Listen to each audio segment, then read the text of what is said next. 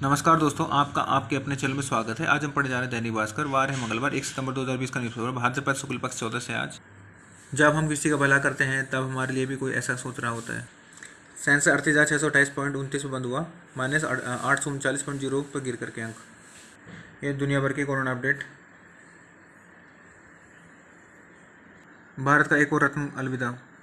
पूर्व राष्ट्रपति और दशकों तक कांग्रेस के संगठन रहे भारत के रत्न प्रणब मुखर्जी नहीं रहे। 14 साल के प्रणब दा ने 10 अगस्त को ट्वीट कर और कोरोना संक्रमित होने की जानकारी दी थी। उसी दिन उनकी ब्रेन क्लॉट हटने के लिए सर्जरी की गई थी। फेफड़ों में संक्रमण के बाद उन्हें वेंटिलेटर पर रखा गया था।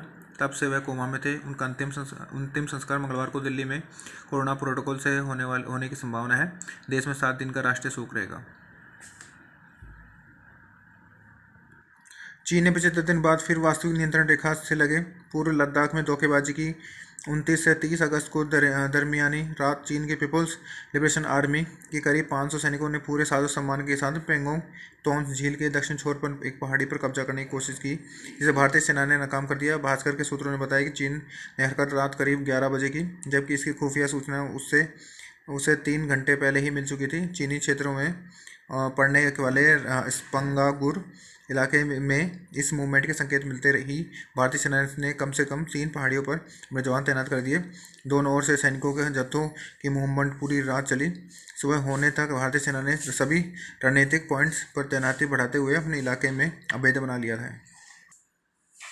खातिबा रोड सेना के वाहनों के लिए 20 करोड़ रुपए की लागत से बनाया जाएगा अंडरपास। शहरी ट्रैफिक को भी फायदा मिल सकेगा।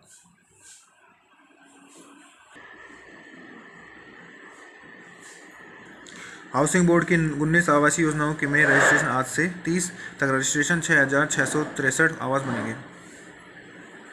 यह रजिस्ट्रेशन 30 सितंबर तक होंगे। बोर्ड कमिश्नर पवन अरोड़ा ने बताया कि सीएम ने 14 स्वतंत्र आवासीय योजनाओं सहित 4 मुख्यमंत्री जन आवासीय योजना व कर्मचारियों के लिए मुख्यमंत्री आवासीय योजना लॉन्च की थी। इनमें 10 योजनाओं के लिए ऑनलाइन व 9 के लिए ऑफलाइन आवेदन लिए जाएंगे। राजस्थान लगातार तीसरे दिन 1400 से ज़्यादा रोगी मिले। रोग बढ़ रहा है। प्रदेश में 1466 रोगी, 13 भी मौतें।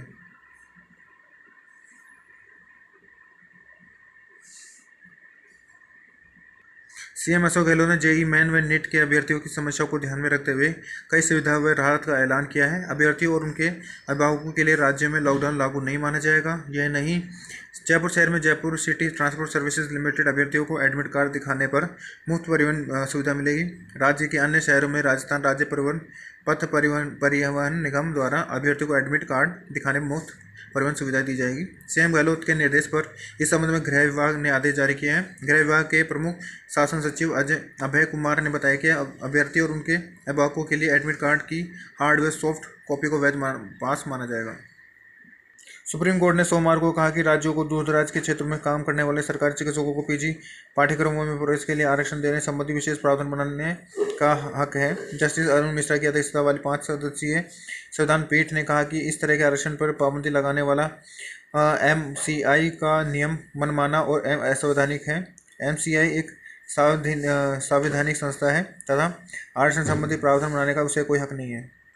बिजली डिमांड और वाहनों की बिक्री के आंकड़ों हमारी अर्थव्यवस्था की ताकत बताते हैं, लेकिन मांग पुराने स्तर पर लौटी तो आपूर्ति चुनौती होगी। उदय कोटक। भास्कर इंटरव्यू है। जाने माने बैंकर उदय कोटक बोले, इंडस्ट्री और सरकार की संयुक्त पहल से ही देश मैन्युफैक्चरिंग हब बनकर उभरेगा। आईटीआई के तहत प्राइवेट स्कूलों में निःशुल्क प्रवेशित बच्चों की ऑनलाइन एंट्री अब 5 सितंबर तक की जा सकेगी। जिन प्राइवेट स्कूलों में अब तक एंट्री नहीं की है, शिक्षा विभाग ने उन्हें अंतिम अवसर दिया है। आरटीआई के तहत वर्ष 2020 और 21 में प्रवेश की अंतिम तिथि 10 सितंबर तक बढ़ाई गई है। कोरोना काल में प्रतियोगी परीक्षाओं पर भी प्रभाव पड़ा है। संघ लोक सेवा आयोग की वर्ष 2020 की सिविल सेवा प्रारंभिक परीक्षा को अक्टूबर तक स्थगित करना पड़ा है। संघ लोक सेवा आयोग को एनडीए एग्जाम को भी स्थगित करना पड़ा। भू वैज्ञानिक मुख्य परीक्षा और इंजीनियर मुख्य परीक्षा को भी, जो कि अगस्त 2020 में प्रस्तावित थी, उसे भी आगे खिसका दिया।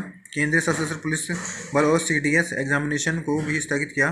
संघ लोक सेवा आयोग बहुत कम मौका पर अपनी परीक्षाओं को स्थगित करता है, लेकिन ये पहली बार ऐसा हुआ है कि संघ लोक सेवा आयोग को परीक्षाओं की तिथियों में एक नहीं 2 बार परिवर्तन करना पड़ा। यही हाल राज्य लोक सेवा आयोग और आयोजित की जाने वाली परीक्षाओं का भी रहा है।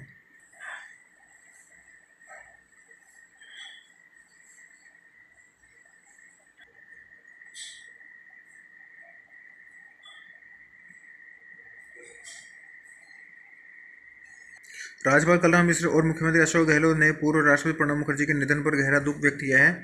अपने संवेदना संदेश में कहा कि भारत रत्न प्रणब मुखर्जी का निधन मेरे लिए व्यक्तिगत क्षति है। गहलोत ने कहा कि मुखर्जी से उन्हें हमेशा मार्गदर्शन मिला है। देश के राष्ट्रपति तथा केंद्र सरकार में वित्त, रक्षा व विदेश सहित अन्य मंत्रालयों में मंत्री के तौर पर राष्ट्र निर्माण में उनका अतुलनीय योगदान रहा है। मुखर्जी के निधन से देश ने एक उच्च स्तर का राजनेता और एक विद्वान व्यक्तित्व खो दिया है। उनकी कमी हमेशा महसूस की जाएगी। पूर्व सीएम वसुंधरा राजे और डिप्टी सीएम सचिन पायलट, कांग्रेस के प्रदेश अध्यक्ष गोविंद सिंह डोटासरा, भाजपा के प्रदेश अध्यक्ष सतीश पूनिया सहित राज्य सरकार के मंत्रियों और भाजपा नेताओं ने भी संवेदना जताई है। गणेश प्रतिमा विसर्जन आज अनंत चतुर्दशी को मिट्टी के गणेश जी का घर पर ही करें विसर्जन।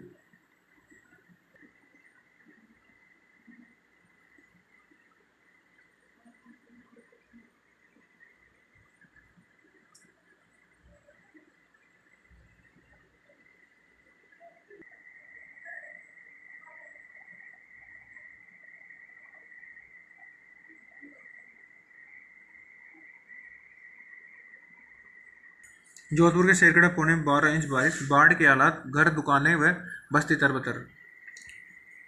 आफत की बारिश, पांचवें चरण के लौटते मानसून की बरसात से नदी नाले तूफान पर आए हैं। बाड़मेर की ओर आए बादलों के कारण फलोदी क्षेत्र में 290 mm हुई बरसात।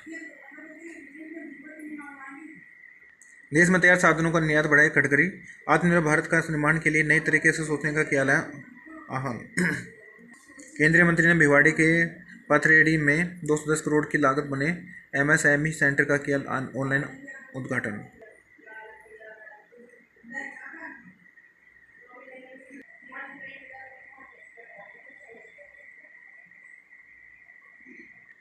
मैक्सिको में दवाओं की कमी को बेरोजगारी और गैंगवार हिंसा को लेकर हजारों लोग सड़कों पर उतरे।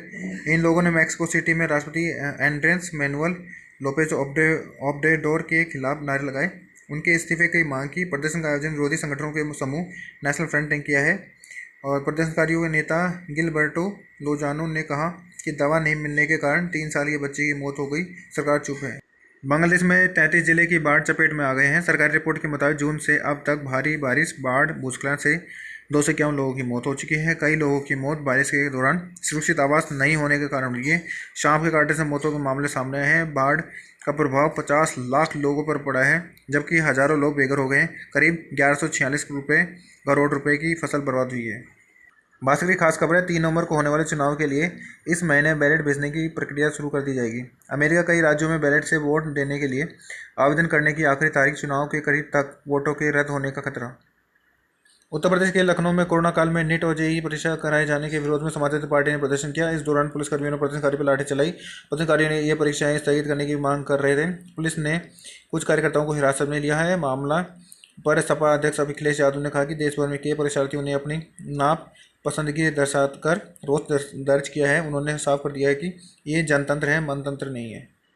अमेरिका, ब्रिटेन और कनाडा में रह रहे बलूचिस्तान के नेताओं ने निर्वाचित बलूच सरकार बनाने का फैसला किया है। इसी घोषणा बलूच वॉइस एसोसिएशन के अध्यक्ष मुनीर मेंगल ने की है। मेंगल इन दिनों पेरिस में निर्वासन में है। कनाडा के वैंकूवर में रह रहे बलूच पीपुल्स कांग्रेस के चेयरपर्सन नायला कादरी ने इसकी पुष्टि की है।